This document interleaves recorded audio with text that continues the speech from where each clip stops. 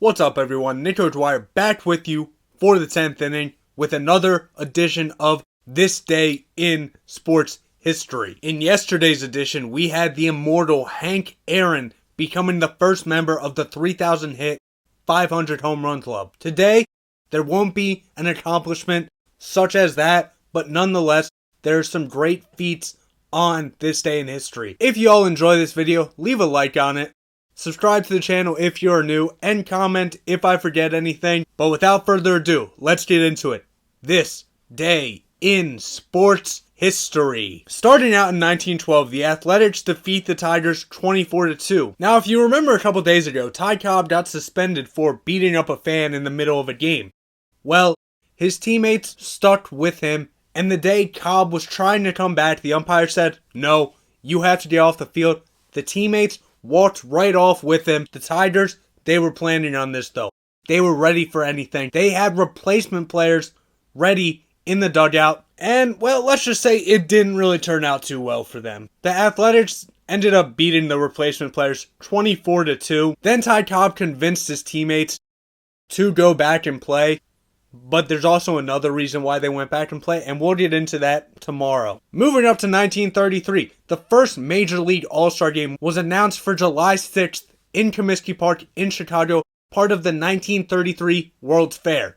Originally, the All-Star Game was just supposed to be a one-off game, a spectacle specifically for the World's Fair. However, they saw how popular it became. It became an annual activity after that, with them taking a couple years off due to World War II. Sticking with the World War II theme, in 1942, New York City ends night baseball games for the rest of World War II for the duration of the war, because after Pearl Harbor, no one in the United States knew what was going to happen, when it was going to happen, how everything could happen, and night games, especially in a city on the water, such as New York City, they're right for pickings if they're leaving big fluorescent lights on in the middle of the night. Germany, anyone could have easily attacked them. Therefore, no night games starting on this day in 1942 until the end of the war. Now, Mickey Mantle is a name that we know from a previous episode in This Day in History, but Mickey Mantle makes his way on the list again. In 1956,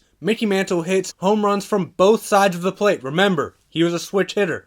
He hits home runs from both sides of the plate for the third time in his career. At that point, the most a player had ever done it in the same game. His first home run was a 2-run bomb off of left-handed pitcher Billy Pierce in the 5th inning, giving the Yankees a 5-1 lead at the time. Then his second home run came in the 9th inning off of right-handed pitcher Dixie Howell to tie the game 7-7. Moving up to 1960, and you have one of the largest crowds for a football game ever.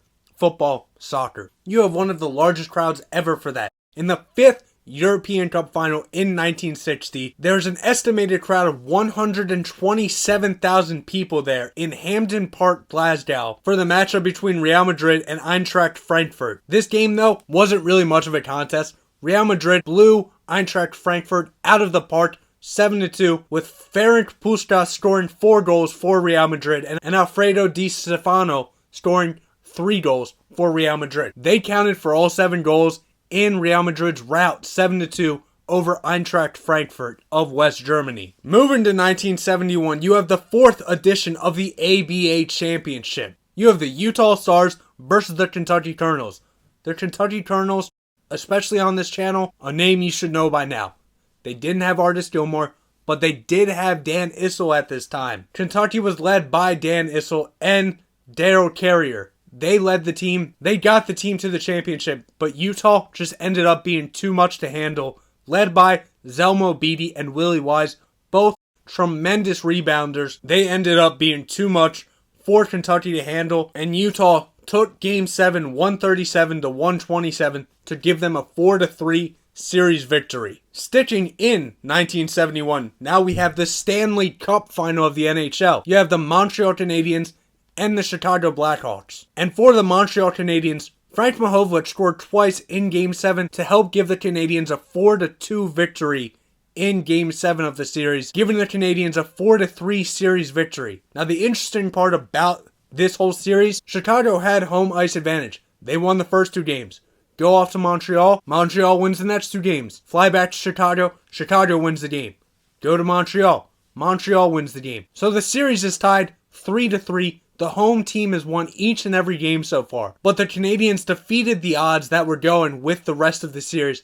Won Game 7 on the road for their 17th NHL championship out of 24 total. I don't really have a whole lot to say about this next one other than it's just crazy. I don't understand why you would do it, but hey, great job, man. In 1986, David Gach finishes swimming 55,682 miles in a 25-yard pool. Again, don't know why you would do it. Big congratulations, though. Then in 1990, the Edmonton Oilers right wing Jari Kurri ties a record for scoring in the Stanley Cup final with 5 points. He becomes the 7th player in NHL history to get 5 points in an NHL Stanley Cup final. He had 3 goals and 2 assists that night against Boston in a 7-2 victory. And if you want to read more about that whole game and the series itself, take a look down in the description. A link will be there for you. In 1994, you had the second UEFA Champions League final, which pitted FC Barcelona and AC Milan. Now, Barcelona was the clear heavy favorites for this match. This would have been their second title in 3 years. But Milan wasn't having any of that. They wore their classic white uniforms, ended up defeating Barcelona 4-0, 2 goals in each half, not making it a contest whatsoever. In 1997, for the LPGA Championship, Krista Johnson won her only major championship on the second hole of the sudden death playoff over Lita Lindley. In 2001, again, not much to say about this one other than this is amazing. 101-year-old Harold Stilson becomes the oldest golfer on record to record a hole-in-one when he aced the 108-yard par 3 16th hole at Deerfield Country Club. There are people, such as myself, who can't even come close to that on a regular basis. And you're 101 years old doing that?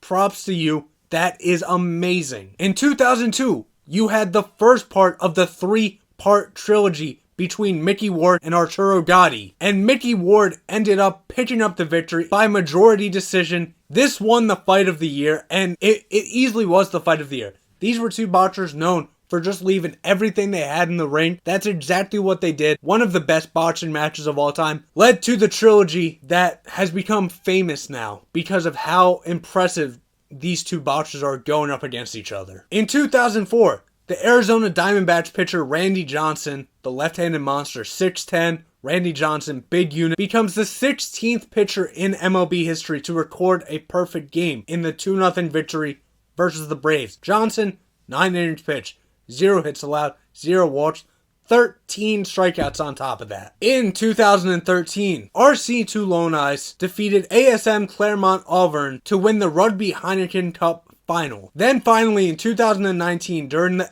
FA Cup final, Manchester City defeated Watford 6-0 in one of the most lopsided FA Cup finals in its history. So there you have it. I'll throw this one in at the end of the video because I know I'm probably going to get a lot of things of, well, there's one big one you missed. Michael Jordan wins his 5th NBA MVP on this day in 1998. Let me know if I left something out. Let me know if something jumped out of the video for you. But there you have it. For Nick O'Dwyer and the 10th inning. See ya.